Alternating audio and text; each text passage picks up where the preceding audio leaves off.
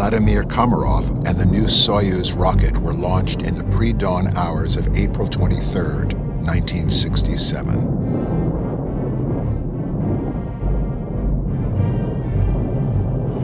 The Soviet leader, Leonid Brezhnev, was personally putting tremendous pressure on everyone at the space agency to launch this new Soyuz spacecraft in time for the 50th anniversary of the Communist Revolution celebration.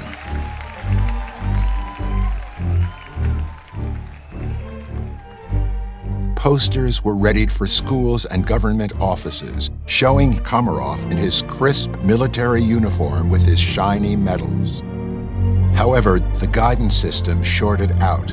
The solar panels failed to deploy properly, and Komarov's capsule was losing electrical power and going out of control as a result. Komarov's capsule hit the Earth at 600 miles an hour, exploding and almost disintegrating on impact. There was no hope for Komarov's survival. Recent developments and brand new declassified evidence now clearly show that there's much, much more than meets the public eye about the secret life and death of Colonel Vladimir Komarov.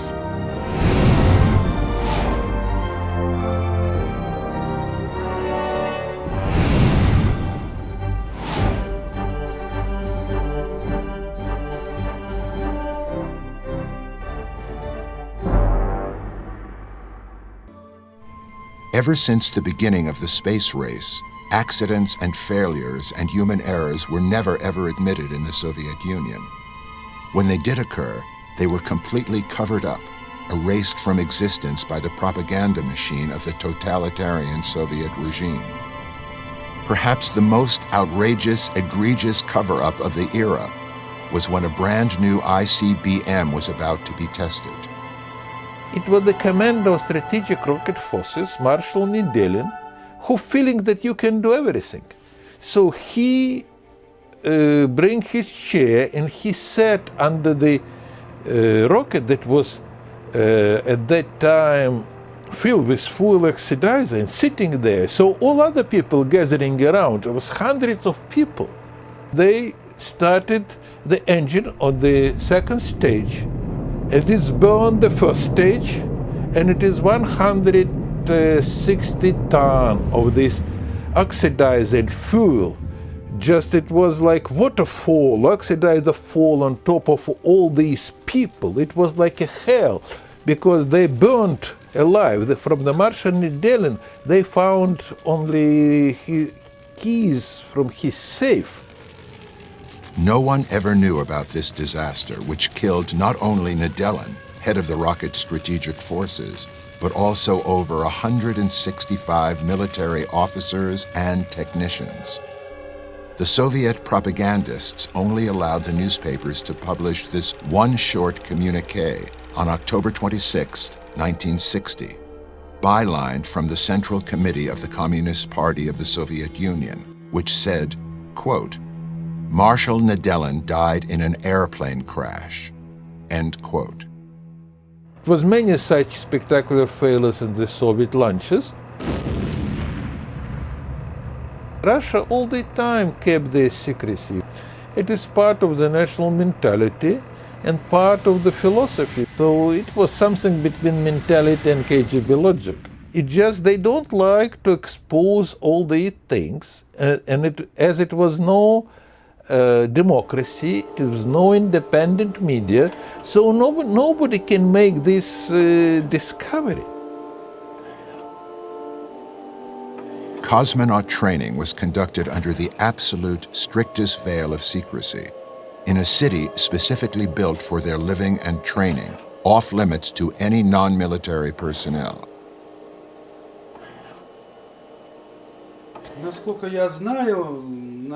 Many of the cosmonaut trainees were not necessarily from the Air Force Academy, and it wasn't only test pilots that became cosmonaut trainees. For example, Yuri Gagarin was not a test pilot at all. He was just a young pilot chosen from an air squadron in a remote base in the north with only a few hours of flight time. On the other hand, there were also some well-established test pilots chosen to be in the cosmonaut corps. that were all highly regarded, like Vladimir Komarov.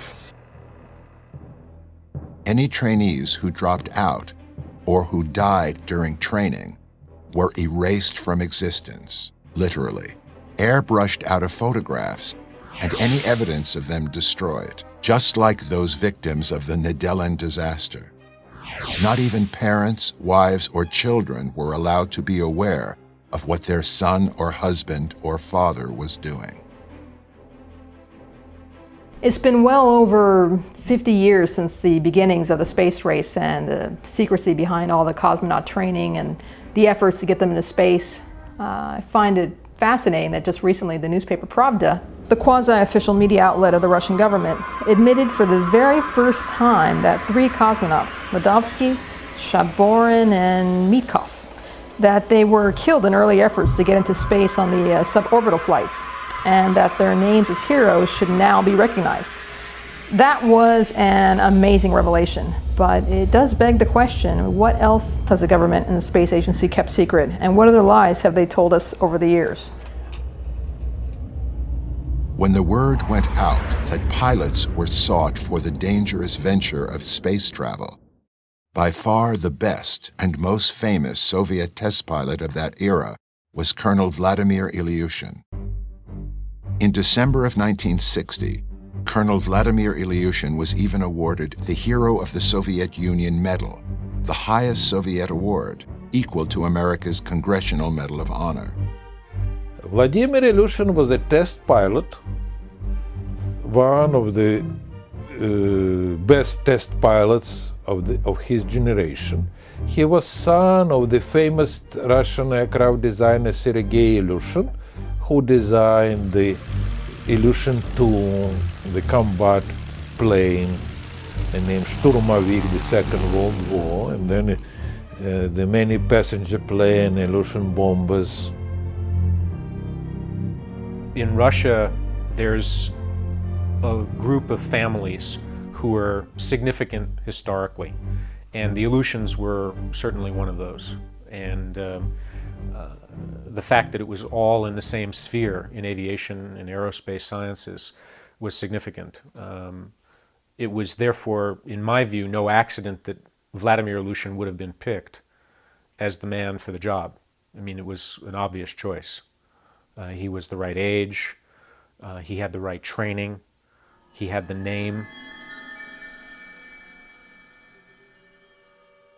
I had seen a photograph of Vladimir Ilyushin wearing space gear and referred to as a member of the cosmonaut group, training for cosmonaut.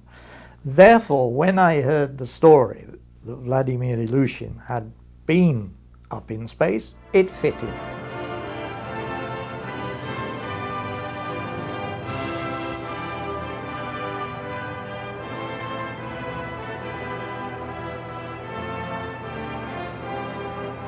Минутная готовность. Минутная готовность.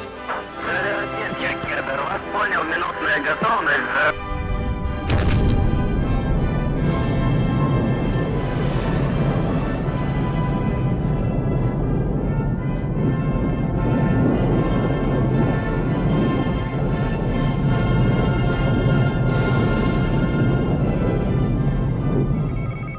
The documents made available to me from the CIA and the U.S. Air Force tracking station Turn Island in the Pacific, they conclusively seem to indicate that not only was Vladimir Ilyushin launched on April 7th, 1961, but he seems to have had severe problems during that flight.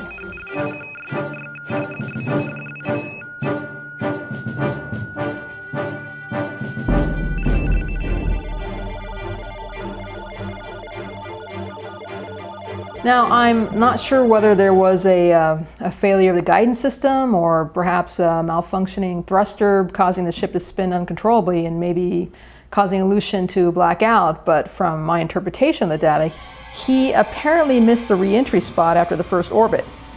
Seems to have come down after 3 orbits. The orbital dynamics of the Earth's rotation would have put Ilyushin's re-entry in mainland China after 3 orbits.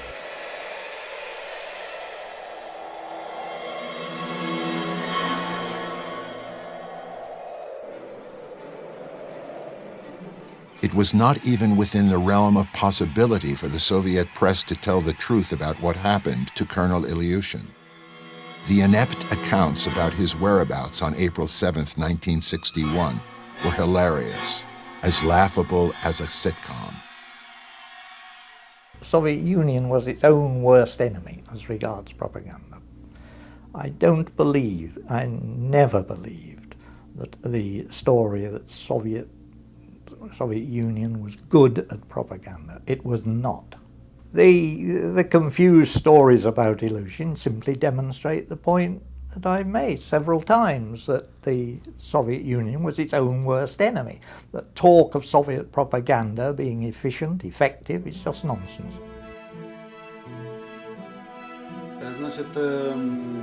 At that time, in the beginning of the 1960s, it was very possible to cover up just about anything, including a rocket launch, because the propaganda was everywhere and all media was strictly controlled by the Kremlin. Everything that wasn't official was completely covered up. Launches at the time and flights could easily have been covered up and were covered up when they failed. For Russia, it was not a problem at all to cover something up. Amidst all the confusion and controversy swirling around Colonel Ilyushin's aborted mission, and during a time when some began whispering about claims of cover-ups and conspiracies, young Lieutenant Yuri Gagarin was secretly and hurriedly named to be the first man in space. Трудно из 6 выделить кого-либо одного, но такое решение нужно было принять.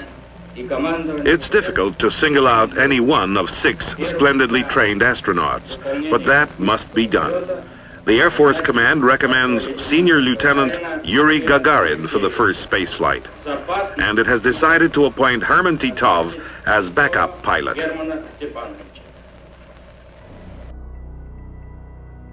This was on the very next day after Colonel Ilyushin's failed flight. There was a highly secretive closed-door meeting with top military officials, told at the last minute to gather, oddly, immediately the next day, which was on a Saturday, April 8, 1961. Разрешите, товарищи, мне заверить наше советское правительство. Allow me to assure the Soviet government, Communist Party, and people that I'll carry out with honor the task entrusted to me, and that I'll be able to overcome all difficulties I may encounter the way a communist should. Провожу первую дорогу в космос. А если на пути встретятся какие-либо трудности, то я преодолею их, как преодолевают коммунисты. Very suspiciously, only 4 days after being officially named the next first man in space by the Soviet space officials on April 12, 1961, the strictly controlled Soviet media reported the successful launch, orbit, and re-entry of the first man in space, cosmonaut Yuri Gagarin. Although there still remains some doubts as to whether he actually flew the mission and whether he had already returned to Earth before the media broadcast the information about his flight. In any event, he was immediately brought to Moscow, paraded in front of huge cheering crowds as a returning conquering hero of the Soviet Empire, demonstrating the superior technology of communism over Western capitalist societies.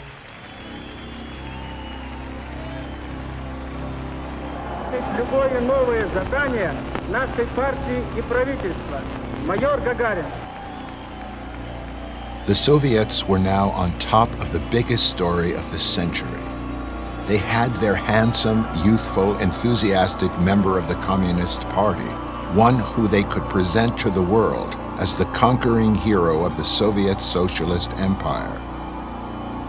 The general public reaction was one of tremendous enthusiasm, spontaneous enthusiasm, with crowds, as when Gagarin drove in with Khrushchev from Vnukovo airport. The streets were indeed lined with thousands of people who were absolutely enthusiastic, with homemade posters and banners and goodness knows what. They were really swept away. I would say that Gagarin became the icon of my father's achievements. He became the representative of the Soviet Union with his nice smile and the face. And you have this idol in the countries all the time. It was like Elvis Presley to the United States later. You cannot pick them and say you will be the icon. People have to pick them and say you are the icon. Gagarin may have been, at least at first, a willing participant, but he must also have started to figure out by then that their plan would be for him to spend the rest of his years as a fraud. After all, to party members, it was the communist society, communist government, and court of international opinion on communist perception that came first, far above any individual's needs or wants. Living the life of a lie, Gagarin was also showing signs of severe alcoholism and depression, mood swings, worsening throughout his travels during these busy years. The media spin doctors were busy too, their lives in a state of denial, trying hard to conjure up stories to offer explanations for Yuri Gagarin's increasingly peculiar behavior. Furthermore, the government grounded Gagarin, absolutely prevented him from flying jets or going back into space, not allowing him to do anything dangerous, since the government's most prized possession had to be protected at all costs. Perhaps Gagarin's knowing he was a fraud, living a lie, combined with his entanglement in the Soviet PR machinery, and then being told he's denied the green light to ever fly again, all this started to really wear on Gagarin's psyche. Until mid-1964, Khrushchev's position as party leader was still secure, and Gagarin was forced by the Communist Party to continue his goodwill tours worldwide, promoting the ideals of the socialist way. However, the Soviet Union's mounting economic problems increased the pressure on Khrushchev's leadership, and Khrushchev's administration was also continuing to spend an increasingly untenable amount of money funding the space race, instead of modernizing the conventional military forces. On October 14, 1964, while Khrushchev was away on holiday in the Crimea, there was a bloodless coup. His protege, Leonid Brezhnev, took over and became the Russian Communist Party's first secretary, with the support and approval of the military. An interesting subplot to all these political dynamics going on at the time in the Soviet Union was on October 12, 1964. The USSR launched the world's first multi-manned spacecraft, Voskhod-1. It was the first to carry 3 people into space, commanded by Yuri Gagarin's best friend, Colonel Vladimir Komarov. Now, this was a highly dangerous modification to the capsule and considered as a very risky stunt back then in order to upstage the American space flights, because all 3 men could not wear spacesuits in the cramped capsule, and there was no ejection seats or escape tower. The bravery and heroism of these 3 men to go into space without spacesuits and taking all kinds of risks certainly is unheard of these days.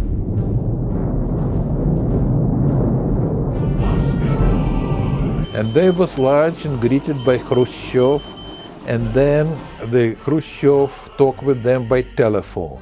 But when they returned to the Earth, they was met with the new leadership. And they have the joke, usually they reported to Khrushchev and told, in future we'll fulfill orders of the Soviet government. And now they joke that they report, we will fulfill any orders of any Soviet government.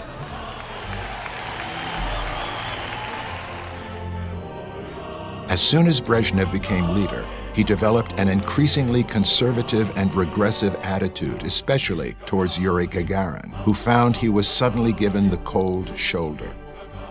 Gagarin was abruptly frowned upon by the new regime, especially because he was seen by them as a symbol of a Khrushchev accomplishment.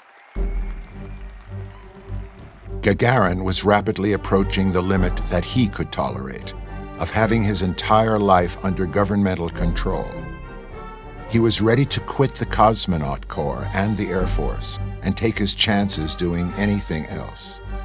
Gagarin's public overuse of alcohol, visible depression, and mood swings were getting more and more noticeable and more difficult to control.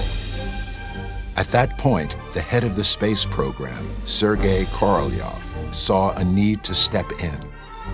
Korolyov promised Gagarin that he'd get him back on board a flight, that he'd use every ounce of his power to make sure Gagarin got another chance to go back into space on the newly developed Soyuz spaceship scheduled for launch in 1967.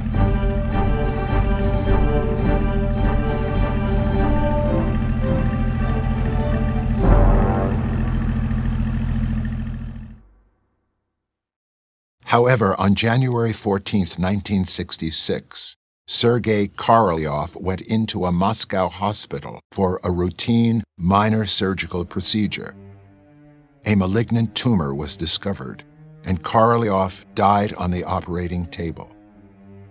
With the death of Korolyov also went the promise to send Gagarin back into space. Korolyov had never groomed a protege, nor did he have any candidates for a strong-willed successor who could easily take over for him. The new leaders ultimately decided to have Gagarin's best friend, Vladimir Komarov, fly on the maiden voyage of the new Soyuz instead. They did, however, give permission to Gagarin to be Komarov's backup. Let's say when we're talking about Gagarin, the Soyuz and the Komarov, they were very different people. Komarov was a much more experienced person, and I think he was much older than Gagarin. But he has his personal friends with whom he went hunting, or went to watch the soccer game or hockey, or have the party.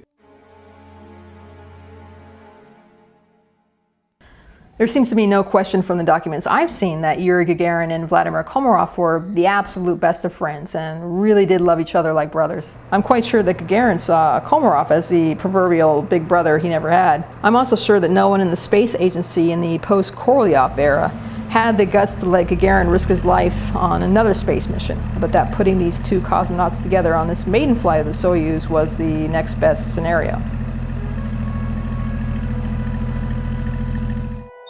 Everybody already knew that Gagarin was grounded, never to fly again. But this was a way to keep him thinking he was active in the Cosmonaut Corps, at least for the time being. Since this was to be the maiden flight of the first newly designed rocket in the post-Korolyov era, the space agency set up a highly complex mission involving two Soyuz spacecraft being sent up at roughly the same time, and involving a total of 4 cosmonauts, along with a double spacewalk and transfer of cosmonauts from one ship to the other. Gagarin and Komarov demanded they be the ones to test and inspect every aspect of this new spacecraft and capsule. During their inspection, both Gagarin and Komarov found several design flaws with many of the switches and wiring, which would most certainly lead to a catastrophic failed mission if this problem occurred in space. The Soviet leader, Leonid Brezhnev, was personally putting tremendous pressure on everyone at the space agency to launch this new Soyuz spacecraft in time for the 50th anniversary of the Communist Revolution celebration. This resulted in the space agency being either unable or unwilling to accept Gagarin's and Komarov's claim of design flaws and potential failures. Gagarin and Komarov even went so far as to write a personal letter to Brezhnev, appealing to him to not use the spacecraft, detailing its more than 200 problems and requesting that the flight be postponed. That letter was personally delivered to the Kremlin, but the letter mysteriously disappeared shortly afterwards. Once again, Gagarin stood toe-to-toe with the inflexible and impersonal Soviet machinery that cared less about saving the life of his best friend and more about the image of the great empire.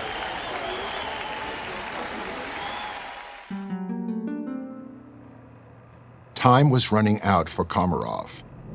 Of the 4 unmanned test launches of the Soyuz before Komarov's flight, all 4 were failures, having exploded on the launch pad or shortly after launch.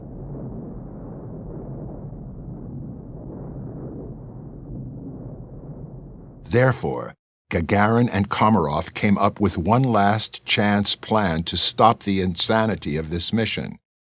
The strategy was to create a huge scandal in the space community just 2.5 days before Komarov's flight, during a meeting with Communist Party members, space agency dignitaries, and official government-approved reporters and photographers in a news conference-style setting.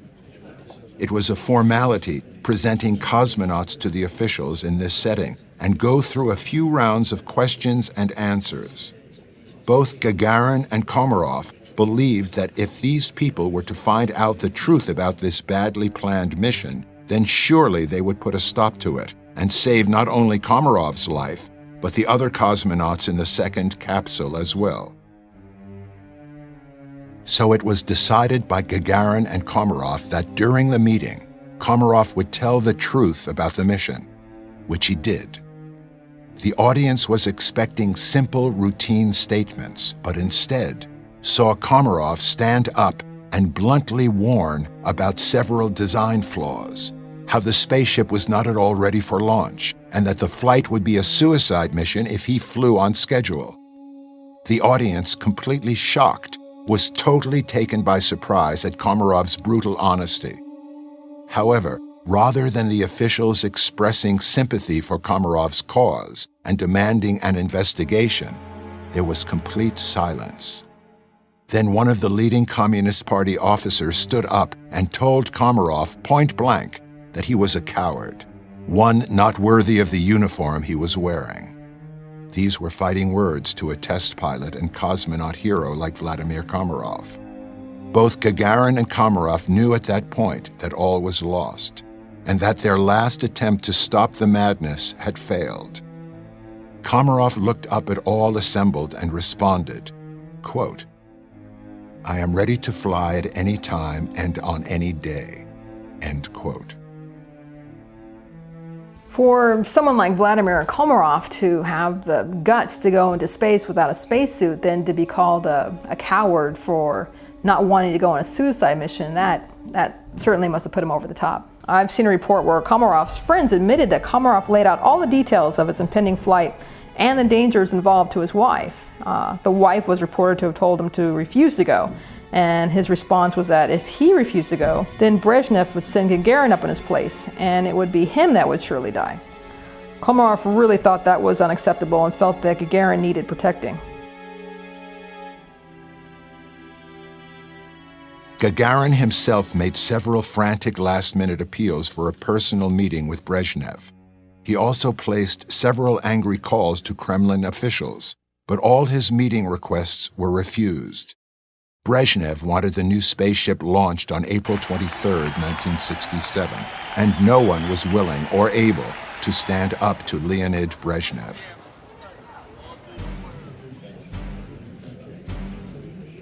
Some years later, one of the technicians preparing Komarov on launch day told a reporter that Gagarin was becoming totally irrational in the preparation room about 3 or 4 hours before the launch, where Komarov was suiting up, and that Gagarin was flailing his arms around, demanding a spacesuit, demanding that he wasn't going to let Komarov go up by himself, insisting he was going to go up with Komarov by his side. From this report, Gagarin completely lost it, practically had to be restrained to let Komarov go up the gantry to the capsule.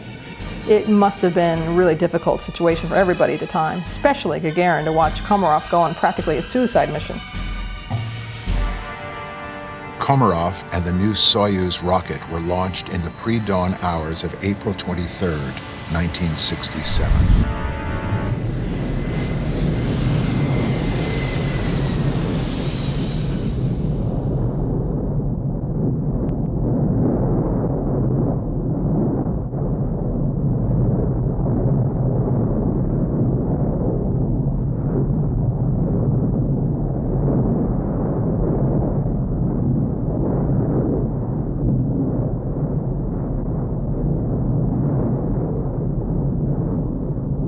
However, just as Gagarin and Komarov predicted, the equipment failures began almost immediately. The guidance system shorted out. The solar panels failed to deploy properly, and Komarov's capsule was losing electrical power and going out of control as a result.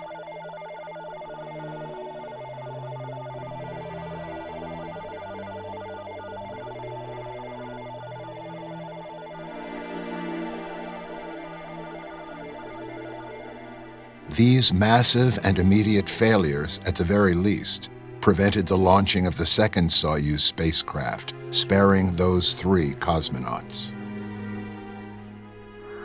Komarov switched all systems to manual controls, and he was thus able to orient his capsule properly for re-entry in the very narrow entry corridor at the soonest possible opportunity, and to line up his re-entry thrusters to slow his speed. Gagarin had demanded to be the capsule communicator with Komarov in the mission control room, and so he was able to be with his best friend up until the final moments of re-entry.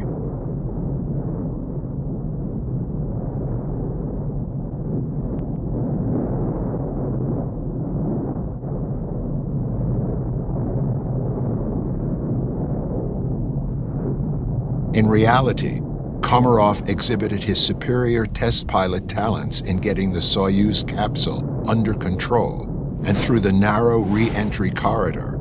But the batteries were exhausted by the time of re-entry, and there was just no power left to deploy the parachutes to slow the capsule down. Komarov's capsule hit the Earth at 600 miles an hour, exploding and almost disintegrating on impact when the fuel for the re-entry thrusters ignited. There was no hope for Komarov's survival.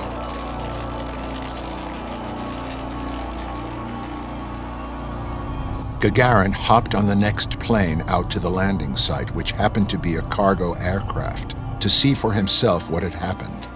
Once there, he found a still smoldering crater filled with twisted and melted wreckage, along with the burnt-up bits and pieces of what was left of his best friend. Traumatized by what he had seen, Gagarin himself started to go through the wreckage, picking up the pieces of what was his best friend, and ordered as much of Komarov's earthly remains as could be readily located to be placed into a casket, and were immediately escorted back to Moscow by Gagarin and other military officers that same day.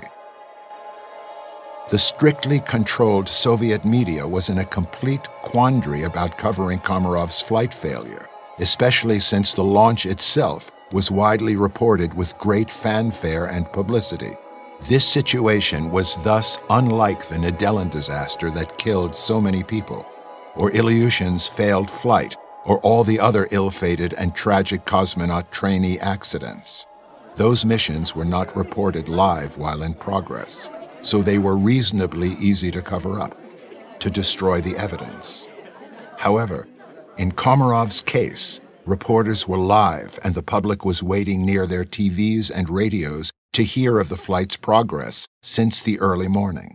But the Soviet news media totally ignored any mention of the flight for the whole rest of the day, almost as if there was never any flight at all.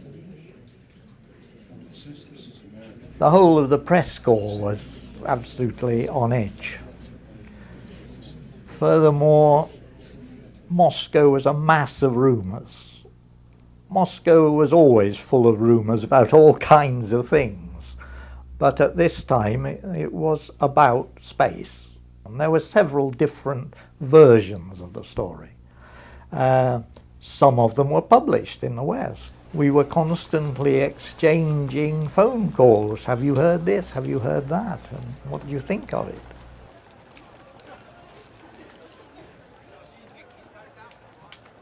Komarov's wife, Valentina, immediately knew that her husband was dead when she didn't hear anything on the radio or TV about her husband's flight, and also when she realized that the KGB cut off her telephone line during the day, presumably to prevent her from hearing about his death until she was officially notified. A group of generals pulled up to her driveway later that day, and gave her both good news and bad news. The good news, as told by the generals, was that her husband had heroically survived both the flight and landing, and the mission itself was a big success. But the bad news was that he died in a hospital as a result of burns he sustained in a bus crash in the city of Sholkovo, just outside of Moscow, on the way back after the flight. That was how the Soviet media was preparing to report his death. The generals left Valentina with her husband's official death certificate as dictated by the Kremlin. This is the scientific mission of communism, to reshape reality as a new social order and a new human being will arise.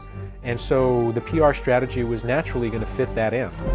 And as I think more about it now, in thinking about the logic of the system as it confronts the bad news, it makes perfect sense that they would have reshaped the reality of it to suit their own needs and to project a different story to the world. It was all justified. The Soviet Union was useless at propaganda. There was never an accident, there was never a mishap. The picture was of perfection. But what the Soviet propagandists did not understand was that by presenting the difficulties, the problems, the mistakes, the accidents, the mishaps, they could have presented a far better picture of the Soviet Union than in fact they did. And, showed a completely inept approach. Valentina immediately called up Yuri, who just returned from the crash site. She was in hysterics, asking him what to do with such a document since, as she was reported to have said, quote, "Except for the first and last name of my husband on this document, I'm sure not a single other word was true." End quote. Юрий, Валентина, да. У меня только что в доме были генералы. Они мне сказали, что все они обманули. Все, что осталось, это вот это имя. Все обман, все, что они сказали. The logic of the system was that everything presented to the outside world had to express the purity and perfection of Marxist-Leninist thinking. And this was a fixation at the highest levels, and it permeated down. So everybody was willing to participate in lying as a national pastime, and lying to themselves, lying to their families, lying in their communities, lying to the outside world, because there was a greater purpose, which was that they, as the better system, had to win the Cold War.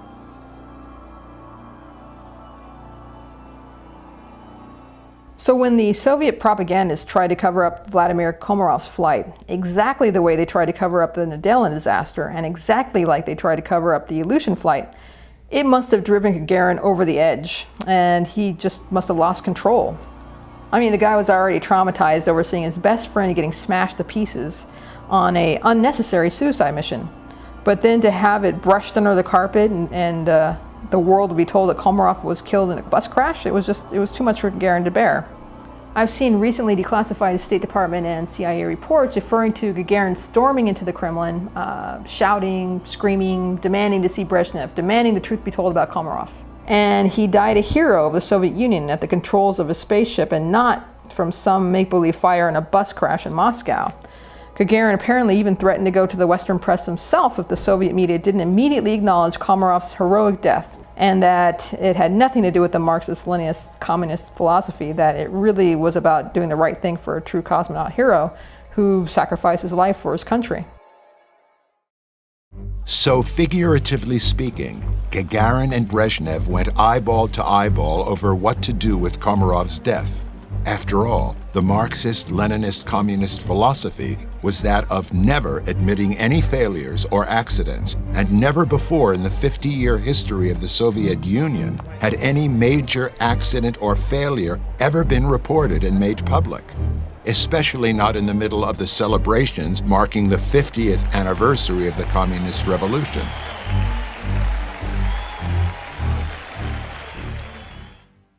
However, this one time, It was Brezhnev who figuratively blinked first. Brezhnev apparently backed down when confronted by Gagarin, the great hero and icon of the Soviet way of life. Only as a result of the sheer willpower of Gagarin did the Soviet media ultimately, if not reluctantly, report the death of Komarov as being a valiant death at the controls of his spacecraft, as a consequence of a tragic accident, and that he was a true Soviet hero. Marxist-Leninist politics prided itself on being a scientific, objective analysis of human and natural law. And if you are really good at your Marxist-Leninist theory, then nothing in the real world should be less than perfect. So it was a great embarrassment not only to disclose this fact externally, but to have to admit it internally in the halls of power. The propagandists did slightly adjust the cause of the accident, as well as failing to report all of the design flaws that Gagarin and Komarov found with the spacecraft in the first place that caused the accident. Komarov was ultimately given a tremendous hero's funeral. His ashes were placed in the Kremlin wall alongside other Soviet historical notables. I never met Komarov because they did not invite me to any receptions after my father was ousted of power. But it was tragedy to all of us, it was a big tragedy to my father.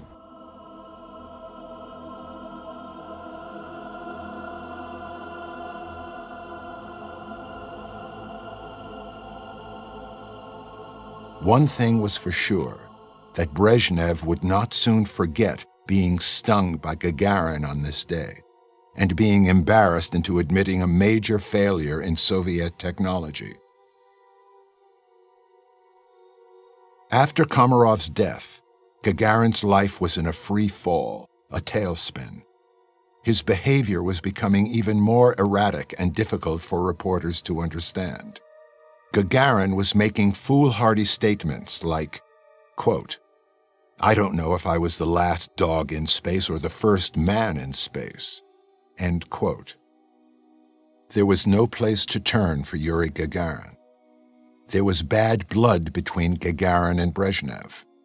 He was becoming more and more an outcast in Brezhnev's government. By early 1968, Gagarin wasn't welcome at government functions, even though he grudgingly attended them. Internally, he must have known that he was never going to fly jets or go into space again, especially after what happened to Komarov. I've seen at least 3 or 4 reports from the State Department that describe Gagarin getting drunk at a government function in early 1968, and that he actually threw a glass of champagne in the face of Brezhnev in front of a bunch of dignitaries. Now, I can just imagine that if Gagarin was becoming so disrespectful of the Soviet leadership that Brezhnev would have gone to the head of the KGB and told him that enough was enough and it was time to make Gagarin something other than a live embarrassment. Then suddenly, Gagarin was sent an extremely odd message. He's allowed to fly in a jet again and allowed to re-qualify as a fighter jet pilot, although official records are quite vague as to who precisely authorized such a flight.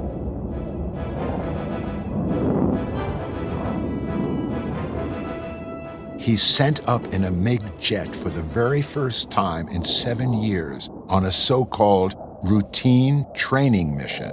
Then, on the very first day of the very first flight he takes, the jet suddenly, inexplicably crashes.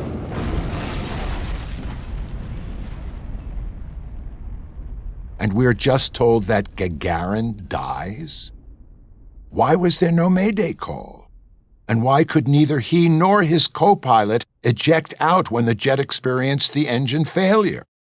He just goes up, the jet crashes, and he dies? Bing bada boom? Goodbye, thank you very much? And bring the curtain down on the sad and short life of Yuri Gagarin. Huh? Nobody thinks that there's anything wrong with the picture here?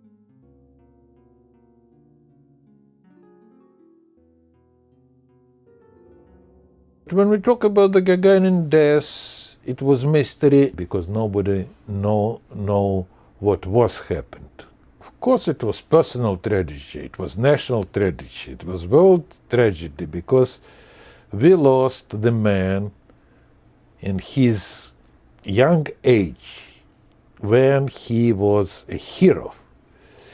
But from the other side, it is leaving his image for the history. Maybe it was more in his interest that he leaving this young, smiling person.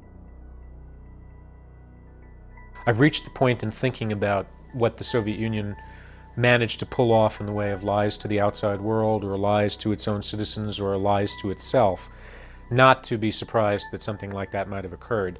If he was killed, it probably was because they didn't want somebody telling the story or being undisciplined about it.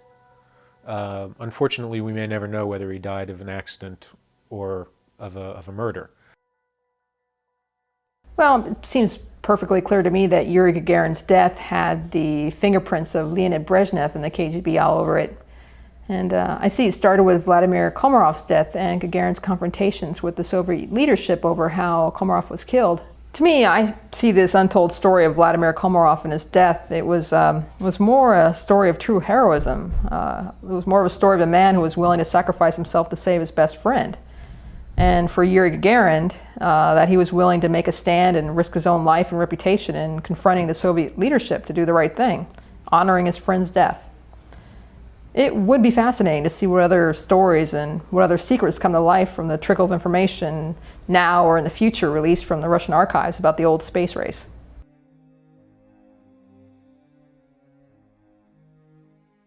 Any society, whether it be capitalist, communist, totalitarian, or freely democratic, is doomed to failure and extinction if it's based on deceit and lies and secrecy, just like what happened to the old Soviet Union.